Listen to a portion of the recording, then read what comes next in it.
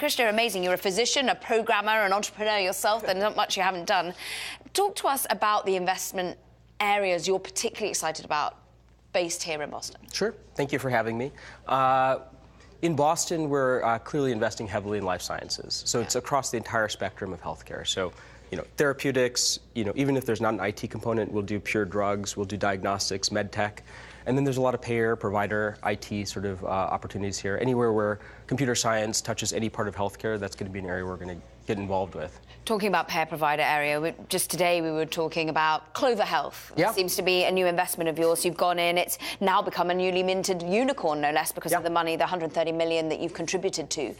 What, like Clover Health, sets it apart from the others?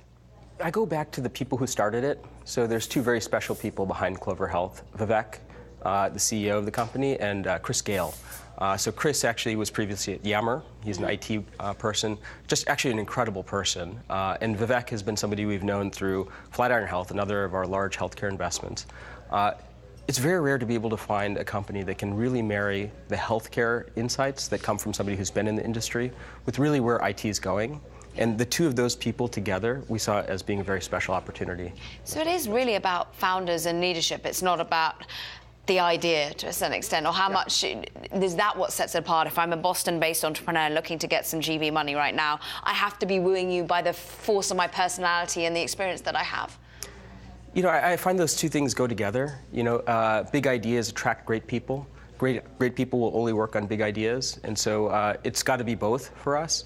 But it's very rare that we find somebody really great is working on something that's not of the highest caliber. Payer provider is also, of course, exposed to political risk. We're looking at changes to the Affordable Health Care Act at the moment. How much do you have to look through these initial political instabilities? Any sort of venture investment is really getting involved in a company at the very beginning. And these stories always take several years to really pan out. Often beyond the scope of any given administration. So we're always looking at the fundamental changes that are happening in a space, and that's what we're really investing in. And so there are changes, even 4 years ago, there were other changes happening.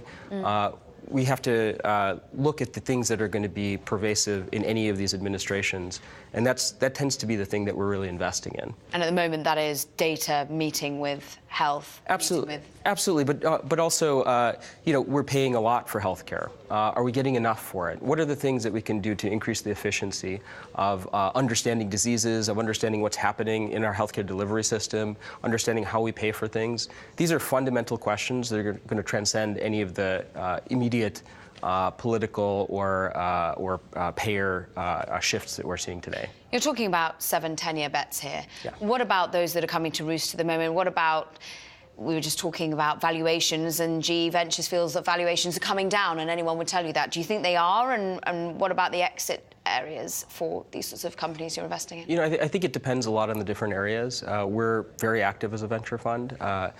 So we're still seeing a lot of very robust valuations in parts of the market. I would agree that there's some parts where it's the froth is cooling off a bit. Which parts? I think some of the areas where we've seen some of the social media areas and things like that, where we've seen the stories play out over time. So Snap events, Q1 numbers being so painful, and seeing an IPO, does that hurt the IPO pipeline a bit? Does it put people off and wary of social media and internet companies? Perhaps in tech. I think we've had the most robust tech IPO market in years lately, so I don't anticipate that slows down. Certainly in the life sciences arena, we've seen a lot of IPOs recently, and I think we're just going to see more of that. There's great science behind a lot of these companies, and just looking at the pipeline going in, I think we're just going to see a lot more great companies coming out. And what about your global eye? Because, of course, you're sat here in Boston looking at the Massachusetts state, but how does it compare to what other hubs are producing when it comes to the life sciences? Outside of the U.S.? So we spend a reasonable amount of time looking in Europe. So we have an office in London. We have two partners out there looking at a variety of companies, both in tech and life sciences. We've made several large investments, actually, in the European life sciences community. And we're not seeing that many investors there, and that's part of what makes us excited about it.